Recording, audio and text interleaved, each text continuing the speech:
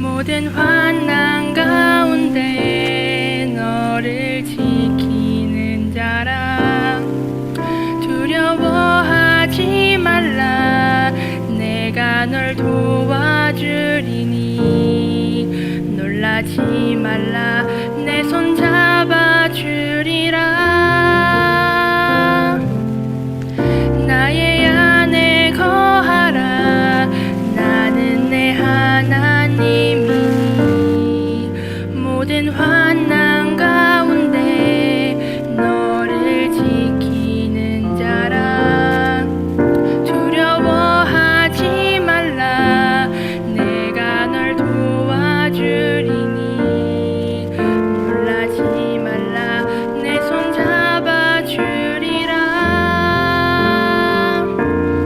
내가 너를 지명하여 불렀나니 너는 내 것이라. 내 것이라. 너의 하나님이라. 내가 너를 보배롭고 존귀하게 여기노라. 너를 사랑하는 내 여호와라. 나의 안에 거하라. 나는 내 하나님이니. 모든 환난 가운데 너를 지키는 자라. 두려워하지 말라. 내가 널 도와주리니. 놀라지 말라. 내 손 잡아주리라.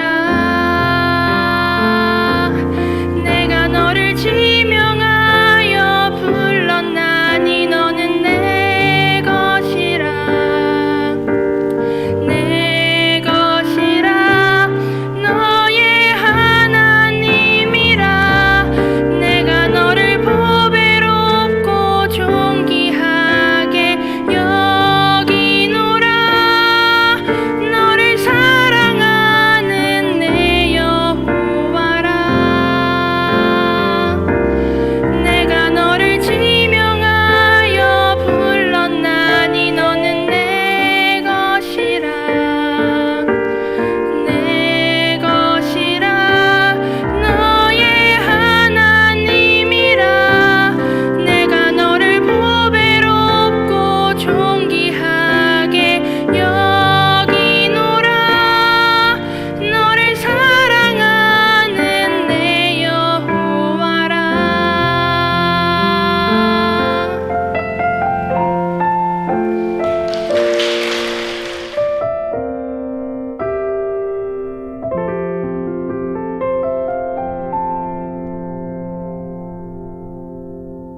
오늘 함께 읽은 말씀을 가지고 말씀하신 그대로 되리라 라는 제목으로 함께 은혜를 나누겠습니다. 우리가 살아가는 삶에는 크고 작은 풍랑이 있습니다. 풍랑이 없는 인생은 아무도 없습니다. 이 풍랑은 개인적으로도 찾아오지만 가정적으로나 국가적으로도 풍랑이 찾아옵니다. 이런 풍랑이 임하면 많은 사람들이 힘들어합니다. 교회도 마찬가지입니다. 교회도 큰 풍랑에 휩싸일 때가 있습니다. 우리 인생 가운데 이런 풍랑이 찾아오면 정상적인 삶을 살아가는 것이 불가능해집니다. 바다를 한번 생각해 보십시오. 바다가 잔잔할 때는 그것만큼 아름다운 것이 없습니다. 푸른 빛에 이 드넓은 바다를 보면 가슴이 뻥 뚫립니다. 답답했던 마음도 시원해집니다. 그러나 이 바다가 언제나 잔잔한 것은 아닙니다. 파도가 있는 날도 있고 풍랑이 일어나는 날도 있습니다. 태풍이 불어오면 배가 뒤집힐 정도로 엄청나게 무섭게 바다는 변합니다. 그래서 우리는 자연 앞에 항상 겸손해야 됩니다. 아무리 과학이 발달하고 기술이 발전해도 인간의 힘으로는 자연과 같은 그런 파도를 만들어낼 수가 없습니다. 아무리 기술이 발달한다 해도 태풍이 오는 걸 막을 수가 없고 풍랑을 잔잔하게 할 수가 없습니다. 이런 현실을 우리 그리스도인들은 어떻게 살아가야 하겠습니까? 오늘 본문에 보면은 큰 풍랑이 나오는데 사도 바울이 로마로 호송되기 위해서 알렉산드리아호 배를 타게 됩니다. 이 배에는 276명의 사람이 타고 있었습니다. 그런데 이 배가 유라굴로라고 하는 큰 풍랑을 만나게 됩니다. 배가 아무리 커도 이 배는 좌초 직전까지 가게 되었습니다. 이 풍랑이 얼마나 심했든지 14일 동안, 2주 동안 잦아들지를 않았던 겁니다. 이 정도가 되면 이 배에 탄 사람들은 다 초죽음이 되어버립니다. 지금도 276명이 타는 배라면 적은 배가 아닙니다. 그런데 2000년 전에 276명이 타는 배였다면 굉장히 큰 배였습니다. 그런데 이런 큰 배도 풍랑 앞에서는 아무 소용이 없었습니다. 이 배에는 바울 같은 죄수도 타고 있었습니다. 돈 많은 부자도 타고 있었습니다. 로마로 가는 배니까 사업하기 위하여 로마로 가는 사람도 있었고 큰 권세를 가진 사람도 타고 있었습니다. 그런데 풍랑이 이니까 아무것도 할 수가 없었던 겁니다. 나중에는 기껏 할 수 있는 일은 배의 짐을 바다에 던지는 것뿐이었습니다. 지금은 죽느냐 사느냐의 긴박한 상황입니다. 그런데 이런 풍랑은 우리가 살아가는 이 세상 가운데서도 얼마든지 일어날 수가 있습니다. 이 유라굴로라고 하는 큰 풍랑은 가정에도 밀려옵니다. 국가에도 밀려옵니다. 정치권, 경제계에 다 밀려옵니다. 우리 사람이 사는 곳이라면 풍랑이 언제든지 밀려옵니다. 왜냐하면 우리 인생은 마치 바다를 항해하는 것과 같기 때문입니다. 바다를 항해하는 사람이 풍랑을 안 만날 수가 없습니다. 그런데 많은 사람이 생각합니다. 내 앞날에는 풍랑이 없기를 바라고 우리 집에는 풍랑이 없기를 바라며 살아갑니다. 근데 잘못된 생각이죠. 우리 인생이 항해하는 것과 같다면 누구에게나 풍랑은 찾아오게 되어 있습니다. 언제 오고 어느 때에 오느냐가 문제인 겁니다. 그리고 이 풍랑 앞에서는 잘난 사람이 없습니다. 아무리 가진 것이 많고 똑똑하고 인기가 있고 때로는 권세가 있다 할지라도 이 풍랑 앞에서는 아무것도 아닙니다. 연약한 존재에 불과한 것입니다. 제가 한번 말씀드린 적이 있는데요. 춘천에 있을 때 부목사 때입니다. 여러 성도들이 갯돈을 모아서 주일날 백령도로 여행을 갔다 왔습니다. 근데 큰 교회였고 1부, 2부, 3부 예배를 드리다 보니까 열 몇 명이 빠져도 이게 한꺼번에 빠진 건지 각자 알아서 빠진 건지 별로 티가 나지 않을 정도였습니다. 인천에서 백령도까지 배를 타고 4시간 걸립니다. 근데 갔다가 오는 길에 엔진이 고장이 난 거예요. 2개가 도는데 하나가 고장이 났습니다. 4시간이면 올 시간을 12시간 걸려서 돌아왔습니다. 엔진 2개가 돌다가 하나가 도니까 속력이 느려진 거예요. 그리고 파도가 심하게 일어납니다. 멀미로 고생을 심하게 했습니다. 그리고 방송에서 계속 나옵니다. 승객 여러분 안심하십시오. 이 배는 북한으로 가지 않습니다. 사람들이 막 걱정하는 거예요. 이 배가 떠밀려서 북한으로 가면 어떡하나. 정말 죽을 것 같더래요. 12시간을 배를 타는데 저절로 기도가 나오는 겁니다. 하나님 이번만 살려주시면 제가 주일은 꼭 지키겠습니다. 그렇게 기도했다고 합니다. 돌아온 다음은 열심히 신앙생활 하는데 시간이 지나가면서 조금씩 다시 느슨해지는 그런 걸 경험했다. 이런 얘기를 제가 들었습니다. 우리의 삶의 풍랑이 왜 찾아올까요? 시편 107편 10절과 11절에 보면 사람이 흑암과 사망의 그늘에 앉으며 곤고와 쇠사슬에 매임은 하나님의 말씀을 거역하며 지존자의 뜻을 멸시함이라. 이렇게 말씀하고 있습니다. 우리가 살아가는 인생에는 풍랑의 원인이 여러 가지가 있습니다. 그런데 성경은 말씀하는 것은 우리가 하나님 말씀을 거역했기 때문이다. 지존자를 멸시하며 살았기 때문이라고 말씀하고 있습니다. 그 결과가 뭡니까? 내 인생의 흑암에 사망의 그늘에 앉게 됐습니다. 곤고와 쇠사슬에 매였다고 말씀하고 있습니다. 하나님의 말씀을 떠나면 광풍이 오게 되어 있습니다. 우리의 배가 흔들리고 파도가 일어나고 광풍이 일어나는 것, 원인을 잘 알아야 됩니다. 오늘 내 삶에 하나님 말씀을 거역하고 있기 때문에 하나님의 뜻대로 순종하고 있지 않기 때문입니다.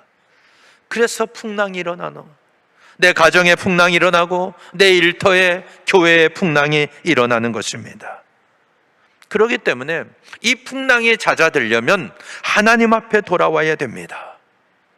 여러분의 가정에 풍랑이 있습니까? 하나님께 돌아오시기를 바랍니다. 여러분의 삶에 풍랑이 있습니까? 먼저 주님을 찾고 주님 앞에 돌아오시기를 바랍니다. 왜냐하면 이 바다도 하나님의 손 안에 있기 때문입니다. 이 세상 모든 만물은 다 하나님의 손 안에 있습니다. 그래서 우리가 하나님을 떠나면 풍랑을 만나게 되어 있는 것입니다. 그러나 하나님의 함께 하시는 백성은 이 세상에서 어떤 풍랑을 만나도 하나님이 선장이 되어 주십니다. 하나님이 내 배의 선장이 되시는 거예요. 그러면 아무리 큰 풍랑을 만난다 할지라도 우리는 안전할 줄로 믿습니다. 그리고 이 풍랑이 잔잔해집니다. 순풍을 주십니다. 오늘 우리의 삶도 마찬가지입니다. 오늘 하나님이 은혜를 주시고 순풍을 주시니까 우리가 이렇게 예배할 수 있는 겁니다. 내 인생 가운데 우리나라에 큰 풍랑이 불어오면 여러분 우리가 예배할 수 있겠습니까? 그래서 우리가 순풍을 주실 때는 하나님 앞에 감사해야 됩니다. 순풍이 불어오니까 온 가족이 함께 식사도 하고 TV도 볼 수 있는 거예요.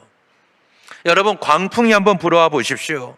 우리가 TV 볼 여유가 어디 있습니까? 함께 모여 식사할 여유가 어디 있습니까? 정신을 차릴 수가 없는 겁니다. 바다가 잔잔할 때는 좋지만 풍랑이 일어나면 지옥과 같은 거예요. 가정도 마찬가지입니다.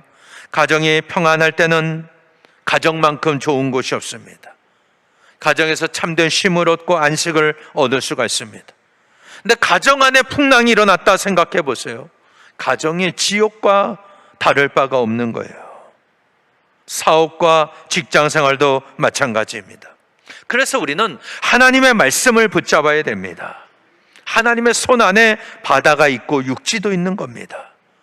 우리가 하나님 품 안에 돌아와서 하나님을 의지하고 하나님을 예배하고 하나님만 섬길 때 우리 인생의 모든 풍랑이 잔잔해지고 우리가 안전한 항구로 돌아오게 될 줄로 믿습니다. 근데 오늘 성경에 보면은 이 유라굴로라는 광풍이 나오는데 이 광풍이 왜 일어났느냐라는 겁니다. 하나님 말씀을 순종하지 않고 거역했기 때문입니다. 지금 바울은 죄수의 신분입니다. 복음을 전하기 위해서 로마로 가고 있는 겁니다. 그는 예루살렘에서 재판을 받을 때 나는 로마 시민권이 있다라고 했습니다. 나는 로마 시민이기 때문에 가이사 케사르 황제에게 재판을 받겠다, 상소하겠다라고 했습니다. 그 당시에 로마는 세계를 지배하던 나라입니다. 그래서 이 로마 시민권이 있는 사람은 어느 나라에서도 재판을 받지 않았습니다. 그만큼 권세가 있었던 거예요. 나는 로마 황제에게 재판받겠다 하면은 그 식민지 어느 나라에서도 로마 시민은 재판할 수가 없었던 겁니다. 그래서 바울을 로마로 데려갈 수밖에 없었던 겁니다. 그 가는 배가 알렉산드리아 호고 276명이 타고 있었습니다. 그 배 안에는 로마로 가는 목적이 다 달랐습니다. 어떤 사람은 돈을 벌기 위해서, 사업의 확장을 위해서 그 배를 타고 가는 거예요. 어떤 사람은 부귀 영화를 위해서 그 배를 탑니다. 어떤 사람은 로마에서 성공을 꿈꾸며 그 배를 타고 갑니다. 근데 바울은 복음을 전하기 위하여 가는 겁니다. 지금 로마는 하나님을 떠난 도성입니다. 하나님의 말씀이 없는 곳입니다. 그곳에 하나님의 말씀을 가지고 가고 있는 거예요. 비록 죄수의 신분이지만 복음을 전하는 사명을 가지고 로마로 가고 있는 겁니다. 아무리 로마라 할지라도, 세계를 다스리고 있다 할지라도 하나님을 떠나면 망할 수밖에 없는 겁니다. 바울이 가서 복음의 씨앗을 뿌리지 않습니까? 그 씨앗이 뿌려져서 나중에 로마는 기독교 국가가 됩니다. 세계 중심지로 우뚝 서게 됩니다. 이것은 바울의 선교, 그의 영적인 꿈을 통해서 이루어진 것입니다. 근데 바울이 말합니다. 오늘 본문 앞에 보면 사도행전 27장 10절과 11절에 여러분이여 내가 보니 이번 항해가 하물과 배만 아니라 우리 생명에도 타격과 많은 손해를 끼치리라 하되 백부장이 선장과 선주의 말을 바울의 말보다 더 믿더라. 이렇게 말씀하고 있습니다. 바울이 보니까 지금은 항해할 상황이 아닙니다. 그래서 크레타의 미항이라는 작은 항구에서 겨울을 보내고 가자고 이야기를 한 겁니다. 근데 이 미항은 아주 작은 항입니다. 큰 배를 정박할 수가 없는 곳입니다. 작은 배들만 왔다 갔다 하는 그런 곳이고, 그러다 보니까 선주와 선장은 바울의 말을 듣지는 않았던 겁니다. 선원들은 주로 큰 항구에서 정박하고 겨울을 보내려고 합니다. 그 이제 화려하고 멋진 도시에서 돈을 펑펑 쓰면서 즐기면서 겨울을 보내려고 했던 겁니다. 그래서 억지로 큰 항구 베닉스로 가다가 광풍을 만난 겁니다. 이들이 바울의 말을 들었더라면 이런 풍랑은 만나지 않았을 것입니다. 사람은 누구나 하나님의 말씀을 들어야 됩니다. 여러분이 오늘 교회 나와서 예배하는 것도 하나님을 섬기고 하나님을 높이는 것이지만 또 하나 중요한 일은 하나님의 말씀을 듣기 위함입니다. 여러분, 배에 관해서는 선장이 잘 압니다. 그는 평생 배를 운전한 사람입니다. 수십 년 바다에서 잔뼈가 굵은 사람입니다. 전문가입니다. 그런데 이 배가 목적지까지 갈지 못 갈지는 사도 바울이 더 잘 아는 거예요. 왜냐하면 그는 하나님의 종이기 때문입니다. 여러분, 경제는 경제 전문가가 있죠. 정치는 정치 전문가, 정치인이 있습니다. 근데 그들도 경제가 좋아질지 나빠질지, 주식이 오를지 내릴지, 이번 선거에서 이길지 질지 잘 모릅니다. 앞길을 알 수가 없는 거예요. 예측을 못합니다. 가정도 마찬가지입니다. 가정을 실질적으로 이루는 것은 여러분입니다. 근데 이 가정이 행복할지 불행할지, 내일에 어떤 일이 일어날지 잘 모릅니다. 내 마음대로 되질 않습니다. 그럼 어떻게 해야 됩니까? 우리는 하나님의 말씀을 들어야 됩니다. 우리가 무엇을 하든지, 사업을 하든 직장을 다니든 하나님의 말씀에 귀를 기울이고 하나님의 말씀을 들어야 되는 겁니다. 그런데 이 선주와 선장은 사도 바울을 하찮은 죄수에 불과한 겁니다. 그래, 그 말을 듣지 않는 거예요. 근데 여러분, 이 바울 뒤에는 하나님이 계셨어요. 하나님이 바울을 통해서 말씀하시는 겁니다.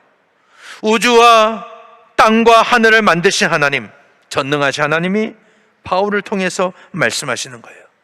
그러면 그들은 항해에 대해서는, 배에 대해서는 바울보다 더 많이 알지만 바울의 말을 들었어야 했던 겁니다.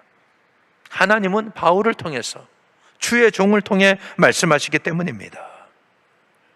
부족하지만 저는 우리 교회 담임 목사로서 하나님의 말씀을 여러분에게 전하고 있습니다. 목회자를 하나님의 종이라고 하죠. 그런데 배와 이 항해에 대해, 바다에 대해서는 여러분이 저보다 훨씬 더 많이 압니다. 저보다 경험도 더 많고 더 오래 사셨습니다. 저보다 지혜가 많은 분들도 많습니다. 그러니까 사람으로 놓고 보면 저는 여러분보다 별로 좋은 것이 없고 나은 것이 없습니다. 그렇다고 해서 제가 전하는 이 말씀이 하찮은 말씀은 아닙니다. 말씀을 전하는 종은 하찮은 사람일 수 있습니다. 인격적으로 부족하고 경험도 미숙하고 크고 작은 실수를 할 수 있습니다. 그런데 말씀까지 무시하면 안 된다는 거예요. 무시하다가 유라굴로라는 광풍을 만나는 것입니다. 바울을 보니까 하찮은 죄수에 불과한 거예요. 그러니까 그 말을 무시하는 겁니다. 듣지 않는 거예요. 그가 하나님의 종이었음에도 불구하고 그의 말씀을 듣질 않았습니다. 여러분, 저는 연약하지만 제가 전하는 하나님의 말씀은 완전한 말씀입니다. 말씀을 전하는 기술이나 방법은 떨어질 수 있습니다. 그러나 이 말씀 자체는 절대 부족한 것이 아닙니다. 그래서 이 말씀을 들으셔야 됩니다. 이 말씀은 절대 하찮은 말씀이 아닌 겁니다. 사람은 하찮을 수 있지만 하나님의 말씀은 하찮지 않은 겁니다. 그래서 저에게는 이 말씀을 전해야 할 사명이 있는 겁니다. 제가 이 말씀을 제대로 전하지 않는다면 하나님께서 저에게 책망하실 겁니다. 항상 두렵고 떨리는 마음으로 이 단에 서는 겁니다. 제가 잘못 전해서 여러분의 신앙이 잘못된다면 그래서 하나님 앞에 제가 책망받을 일입니다. 저는 아무것도 아닙니다. 하나님께서 저를 통하여 말씀하시는 거예요. 소돔성에 있던 사람들이 롯의 사위들이죠. 그들이 롯의 맛을, 하나님의 사자의 말을 들었을 때 어떻게 합니까? 농담으로 여깁니다. 하나님이 이 성에 심판하실 거니까 다 피하십시오. 그 말을 제대로 듣지 않습니다. 다 비웃습니다. 아니, 여기에 수천 년 동안 살아왔는데 무슨 심판이 임한다고 하느냐? 당신이나 잘 믿어라. 당신이나 잘해라. 그러다가 다 멸망당하고 말았습니다. 애굽의 바로는 어떻습니까? 모세의 말을 무시하다가 10가지 재앙 다 받지 않았습니까? 사울왕도 사무엘 선지자의 말을 하찮은 노인의 말로 여기다가 결국 멸망당하고 만 겁니다. 저에게는 안타까운 마음이 있습니다. 저는 여러분들이 정말 잘 되기를 기도하고 있습니다. 항상 축복하며 기도하고 있습니다. 여러분이 행복하면 제가 행복한 겁니다. 여러분이 기쁘면 제가 기쁩니다. 여러분이 아프면 저도 아픕니다. 누군가가 눈물을 흘리면 저도 눈물이 납니다. 그렇기 때문에 제가 전하는 말씀의 귀를 기울이셔야 됩니다. 이 말씀을 들으면 광풍을 피할 수 있습니다. 이 말씀을 듣고 이 말씀대로 살면 순풍이 오게 되어 있습니다. 그러나 하나님의 말씀을 거역하면 어떻게 됩니까? 흑암과 사막의 그늘에 앉을 수밖에 없는 거예요. 곤고와 쇠사슬에 매일 수밖에 없는 겁니다. 여러분, 이 광풍을 무시하면 안 됩니다. 이 광풍은 우리의 가정을 무너뜨릴 수 있습니다. 아무리 나라가 힘이 있고 부강해도 광풍 앞에서는 무너질 수밖에 없는 거예요. 그러니까 돈이 많고 힘 있는 나라가 부강한 나라가 아니라 하나님 말씀에 귀를 기울이고 하나님을 섬기는 나라, 하나님을 순종하는 백성이 있는 나라가 강대국인 줄로 믿습니다. 여러분, 광풍은 원인이 간단합니다. 하나님을 잘 믿던 사람이 믿음이 약해지고, 교회를 사랑하던 분이 세상으로 나가고, 영적이었던 사람이 육적인 사람으로 바뀌고, 기도하던 분이 기도하지 않으면 풍랑이 불어오는 겁니다. 막 시작될 때 돌아와야 됩니다. 이 커지기 전에 돌아와야 되는 거예요. 그리고 말씀을 들어야 됩니다. 그래야 살 수가 있는 겁니다. 이 유라굴로라는 광풍이 얼마나 심했는지 14일 동안 계속됩니다. 그때 바울이 다시 한번 등장합니다. 오늘 본문이죠. 21절에서 25절에 보면 여러 사람이 오래 먹지 못하였음에 바울이 가운데 서서 말하되 여러분이여 내 말을 듣고 글에 대해서 떠나지 아니하여 이 타격과 손상을 면하였더라면 좋을 뻔하였느니라. 내가 너희를 권하노니 이제는 안심하라. 너희 중 아무도 생명에는 아무런 소상이 없겠고 오직 배뿐이리라. 내가 속한 바 곧 내가 섬기는 하나님의 사자가 어젯밤에 내 곁에 서서 말하되 바울아 두려워하지 말라. 네가 가이사 앞에 서야 하겠고 또 하나님께서 너와 함께 항해하는 자를 다 내게 주셨다 하였으니 그러므로 여러분이여 안심하라. 나는 내게 말씀하신 그대로 되리라고 하나님을 믿노라. 이렇게 고백합니다. 여러분, 하나님은 바울을 통해 말씀하십니다. 안심하라. 한 사람도 죽지 않을 것이다. 바울은 공포에 휩싸여 있는, 죽음의 공포 앞에 있는 사람들에게 하나님의 말씀을 선포합니다. 그럴 때 그들이 절망 가운데서 희망을 보게 되는 겁니다. 여러분, 믿음의 사람은 바로 이런 사람입니다. 바울도 똑같이 배 안에 있는 사람입니다. 똑같이 광풍을 만났습니다. 그러나 하나님의 사람은 세상 사람들과 다릅니다. 우리는 이 세상에서 같은 배를 타고 있는 사람입니다. 그러나 우리의 삶과 세상 사람들은 삶의 목적이 다른 겁니다. 로마로 가는 목적이 다른 거예요. 배를 타고 가는 인생의 목적이 다릅니다. 세상 사람은 세상에서 성공하고 돈 벌고 부자 되기 위하여 로만 드림을 가지고 로마로 가고 있는 겁니다. 근데 바울은 복음을 전하기 위하여 가고 있는 겁니다. 그렇다면 여러분, 다른 사람이 내 옆에서 원망하고 불평할 때 함께 휩쓸리지 마십시오. 내 신앙과 내 믿음을 지키시기를 바랍니다. 아무리 어려운 상황에 놓였다 할지라도 광명한 새벽은 다가온다. 믿음으로 바라보셔야 됩니다. 그리고 문제가 있을 때는 믿음의 말을 하시기를 바랍니다. 믿음으로 말해야 됩니다. 내가 세상 사람과 똑같이 말하면 하나님의 사람이 아닌 겁니다. 지금 바울은 믿음의 말을 하고 있는 거예요. 하나님의 말씀을 전했습니다. 이 배 안에 있는 사람 한 사람도 죽지 않습니다. 하나님이 저에게 말씀해 주셨습니다. 여러분 다 살아날 것입니다. 하나님의 말씀으로 그들을 위로하고 있는 겁니다. 그에게는 확신이 있었습니다. 나는 내게 말씀하신 그대로 되리라고 하나님을 믿노라. 할렐루야. 여러분 모두 믿으시기를 바랍니다. 하나님께서 말씀하신 그대로 이루어질 줄로 믿습니다. 그러려면 여러분 예배를 소중히 여기셔야 됩니다. 이 예배는 우리의 생명과 같은 겁니다. 어떤 이유도 예배 드릴지 못할 이유가 되지 못하는 거예요. 나는 뭐 때문에 예배할 수 없다. 어떤 상황에서도 예배해야 됩니다. 하나님 말씀을 들어야 됩니다. 때로는 교회에서 서운한 일을 당했습니다. 내가 시험에 들었어요. 그래도 예배는 드려야 됩니다. 목회자가 부족해서 어려움을 겪지만 하나님의 말씀은 완전한 말씀이에요. 그렇다면 그 말씀을 붙잡으셔야 됩니다. 그래야 광풍이 멈추는 거예요. 말씀을 의지하지 않으면, 말씀을 붙잡지 않으면 더 큰 광풍이 불어옵니다. 그러나 우리가 말씀을 의지하고 말씀을 붙잡으면 순풍이 올 줄로 믿습니다. 오늘 우리 교회가, 여러분의 가정이, 이 나라가 잘 살고 잘 되는 길이 뭡니까? 하나님 말씀을 붙잡는 거예요. 하나님 말씀대로 순종하는 거예요. 그러면 하나님께서 말씀하신 대로 될 줄로 믿습니다. 우리 교회도 이 배와 같은 겁니다. 사람들의 생각이 다 다를 수 있습니다. 저에게도 부족한 점이 있습니다. 근데 여러분 그건 다 본질이 아니에요. 비본질입니다. 중요한 게 아닙니다. 여러분이 사람의 연약함에만 집중하면 하나님 말씀을 놓치는 거예요. 본질을 붙잡아야 됩니다. 하나님 말씀을 붙잡아야 되는데 사람 보고 시험 들고 사람의 연약함 때문에 내가 말씀을 놓친다면 얼마나 안타깝습니까? 여러분이 하나님의 말씀을 듣지 못하면 결국 내 영혼이 죽는 거예요. 이것만큼 심각한 일이 없습니다. 그렇기 때문에 우리가 하나님께서 선악간에 판단하실 줄 믿고 우리가 하나님 말씀을 붙잡고 하나님 말씀만을 의지하는 여러분 되시기를 바랍니다. 이 바울과 같은 죄수의 신분, 누가 보면 아주 하찮은 사람, 아무도 신경 쓰지 않는 그 사람을 통해 하나님은 말씀하시는 거예요. 그 말씀을 하찮게 여겼다가 이 큰 풍랑을 만나고 말았던 겁니다. 사랑하는 여러분, 하나님은 부족한 종을 교회의 담임 목사로 세우셨습니다.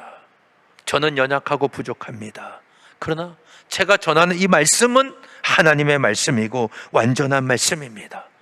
여러분이 이 말씀을 붙잡을 때 여러분의 가정이 살아나고 우리 교회가 살아나고 우리의 삶이 살아나게 될 줄로 믿습니다.